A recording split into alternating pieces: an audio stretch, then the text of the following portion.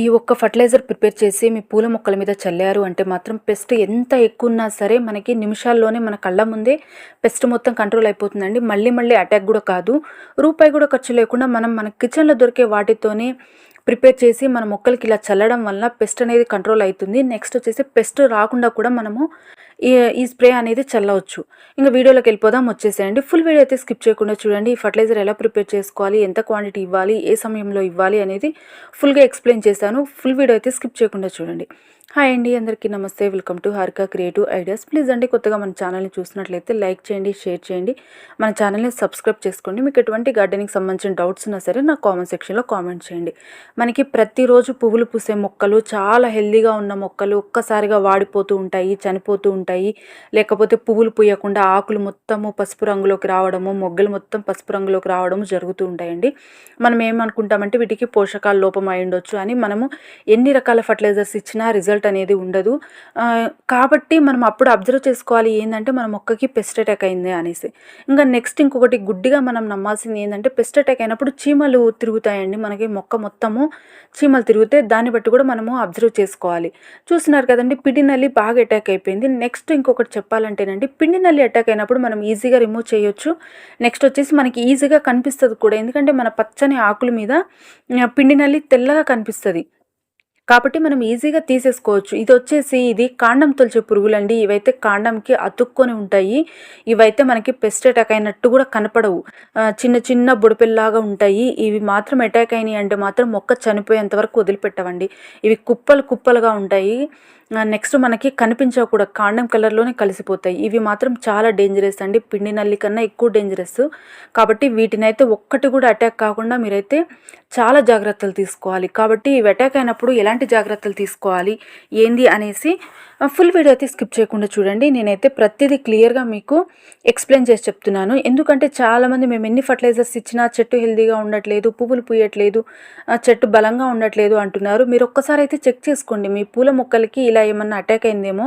ముఖ్యంగా మందారాలకైతే అన్ని రకాల పెస్ట్లు అటాక్ అయిపోతాయండి. మనకి పువ్వులు బాగా పూసే మొక్కలు ఏది అంటే మందారం మొక్క. నెక్స్ట్ పెస్ట్ ఎక్కువగా అటాక్ అయ్యే మొక్క ఏది అంటే మందారం మొక్కేనండి. మందారం మొక్కకి అన్ని రకాల పెస్ట్లు అటాక్ అయిపోతాయి. కాబట్టి మనం ఎప్పటికప్పుడు జాగ్రత్తగా మనం అబ్జర్వ్ చేసుకుంటూ ఉండాలి. ఈ కాండంతో వచ్చే పురుగులు మనం ఎప్పటికప్పుడు అబ్జర్వ్ చేసుకుంటూ ఉండాలి. నేను ఎందుకు అబ్జర్వ్ చేశానంటే నాకు ఎందుకో చెట్టు డల్గా అనిపించిందండి. రోజు నాకు 4-5 పువ్వులు పూసే చెట్టు ఈ మధ్య ఎందుకో పువ్వులు సరిగ్గా పూయట్లేదు, మొగ్గలు కూడా అంత హెల్దీగా ఉండట్లేదు. ఏమైంది ఏందని అబ్జర్వ్ చేస్తే నాకు ఇప్పుడిప్పుడే అటాక్ అయిపోయిందండి. ఎక్కువ అటాక్ అయిపోయిందంటే మాత్రం చెట్టు చనిపోయేది. ఇప్పుడిప్పుడు అటాక్ అయిపోతున్నాయి. చూస్తున్నారు కదా, కొంచెం కొంచెంగా చెట్టు మొత్తము వచ్చేసినాయి అనమాట ఇవి కాండం తొలిచే పురుగులు.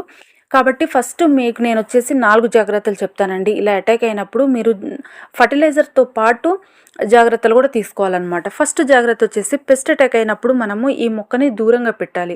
మిగిలిన మొక్కలతో కలపకూడదండి. మనం మిగిలిన మొక్కల్ని కలిపామంటే మాత్రం అది మిగిలిన వాటికి కూడా స్ప్రెడ్ చేస్తుంది చాలా ఈజీగా. కాబట్టి దూరంగా అయితే పెట్టండి.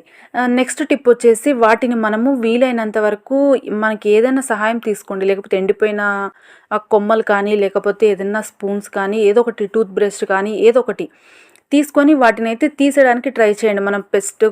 మన ఎంత స్ప్రే చేసినా సరే అవి చెట్టు నుంచి ఊడి రావండి, ఎంత స్ట్రాంగ్గా అతుక్కొని ఉంటాయి. నేనైతే వేప పుల్ల తీసుకున్నాను. కొంచెము వేప పుల్ల తీసుకొని అడుగును మాత్రం కంపల్సరీగా మీరు న్యూస్ పేపర్ కానీ ఏదో ఒకటి, వేస్ట్ క్లాత్ కానీ, న్యూస్ పేపర్ కానీ, టిష్యూ కానీ ఏదో ఒకటి వేసుకోండి. ఎందుకంటే ఇవి మట్టిలో పడి మళ్ళీ మనకి మొక్క మీద స్ప్రెడ్ అయిపోతాయి. కాబట్టి ఇవి మొత్తం మనకి ఇది పేపర్లోకి వచ్చేస్తాయి కదా, ఈ పేపర్ని తీసుకెళ్ళి దూరంగా పడేస్తాను. కాబట్టి ఈ టిప్ అయితే కంపల్సరీగా ఫాలో అవ్వండి.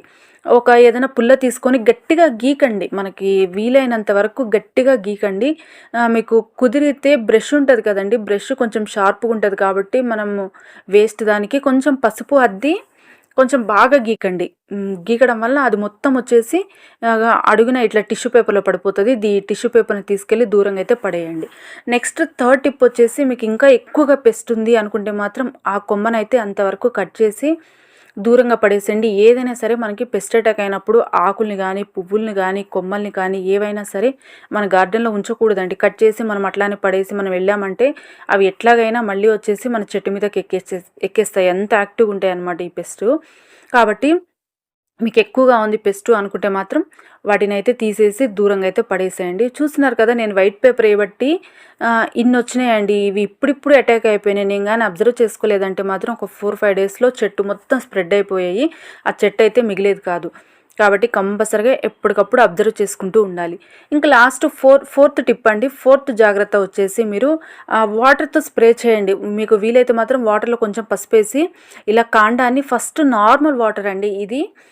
నేను ఎటువంటి ఫర్టిలైజర్ ఇవ్వలేదు. నెక్స్ట్ మీకు చూపిస్తాను నేను ఫర్టిలైజర్. ఫస్ట్ అయితే నార్మల్ వాటర్తో ఇలా ఫోర్స్గా స్ప్రే చేసుకోండి. ఎందుకంటే వాటి తాలూకా ఏమైనా ఎగ్స్ ఉన్నా సరే, లేకపోతే చిన్న చిన్నవి పురుగులు ఉన్నా సరే పోతాయి. కాబట్టి నార్మల్ వాటర్ని ఫోర్స్గా వచ్చే విధంగా స్ప్రే చేసుకోవాలండి. ఎప్పుడైనా సరే మనం పెస్ట్ని ఫోర్స్ వాటర్తోనే మనం స్ప్రే చేసుకోవాలి. మీ దగ్గర స్ప్రేయర్ లేదు అనుకుంటే మాత్రం వాటర్ బాటిల్కి హోల్స్ పెట్టుకొని స్ప్రే చేసుకోండి. ఇంకొచ్చేయండి మన ఫర్టిలైజర్స్ చూసేద్దాము. ఇది వచ్చేసి చాలా ఈజీగా అందరికీ కిచెన్లో దొరికే వాటితోనేనండి. మనం పెస్ట్ కంట్రోల్ చేసుకోవడానికి నీమ్ ఆయిల్ అని ఏవేవో కొనేస్తున్నారు అందరూ డబ్బులు పెట్టి, వేస్ట్ అండి. మనం కిచెన్లో దొరికే వాటితోనే రూపాయి కూడా ఖర్చు లేకుండా మనం ప్రిపేర్ చేసుకోవచ్చు. నా దగ్గర ఎన్ని రకాల మొక్కలున్నా నేను ఇదే యూజ్ చేస్తాను. ఒక్క రూపాయి కూడా ఖర్చు పెట్టి నేను బయట నుంచి అయితే కొనుక్కోనండి. ఫస్ట్ వచ్చేసి వేపాకులు తీసుకుంటున్నాను. నెక్స్ట్ వెల్లిపాయలు తీసుకుంటున్నాను. గార్లిక్ అంటారు కదండి, వెల్లిపాయలు తీసుకుంటున్నాను. నెక్స్ట్ ఒక 2 పచ్చిమిర్చి తీసుకుంటున్నాను. ఒక 1/2 టీ స్పూన్ అంతా పసుపు తీసుకుంటున్నాను. క్వాంటిటీ చూపిస్తున్నాను చూడండి. నేను ఒక 10 రెమ్మల వరకు వేపాకులు అయితే, ఒక 4 వచ్చేసి వెల్లిపాయలు, 2 వచ్చేసి పచ్చిమిర్చి, కొంచెం వచ్చేసి పసుపు. వేపాకుని అయితే నీట్గా వాష్ చేసుకోండి. ఎందుకు అంటే వీటికి చాలా డస్ట్ ఉంటుంది. కాబట్టి చక్కగా ఒక 2-3 సార్లుగా నీట్గా కడుక్కోండి. మీకు సిటీలలో ఉండే వాళ్ళకి వేపాకు అవైలబుల్ లేదు అనుకుంటే మాత్రం ఇదే ప్లేస్లో కాకరకాయ ఉంటుంది కదండి, ఒక 1/2 వరకు కాకరకాయ తీసుకోండి. మనం చేదు ఇవ్వడం వల్ల ఆ పెస్ట్ కంట్రోల్ అవుతుంది. కాబట్టి కాకరకాయని ఒక 1/2 వరకు, పెద్ద కాకరకాయ అయితే ఒక 1/2 తీసుకోండి, చిన్న కాకరకాయ అయితే ఒకటి ఫుల్ తీసేసుకోండి. వీటిని మెత్తగా పేస్ట్ అయ్యే విధంగా గ్రైండ్ చేసుకోండి. వాటర్ వేసి గ్రైండ్ చేసుకోండి. మనం ఎట్లా దీన్ని ఫిల్టర్ చేస్తాం కాబట్టి గట్టిగా అయితే గ్రైండ్ చేయకండి. నేనైతే వాటర్ వేసుకొని చాలా లిక్విడ్గా గ్రైండ్ చేసుకున్నాను. దీంట్లో మళ్ళీ మనము ఇంకొంచెం నార్మల్ వాటర్ యాడ్ చేసుకొని మనమైతే ఫిల్టర్ చేసుకోవాలండి. మనం ఇట్లానే ఫిల్టర్ చేసినా దీనిలో ఉన్న రసం ఎక్కువ రాదు కదా.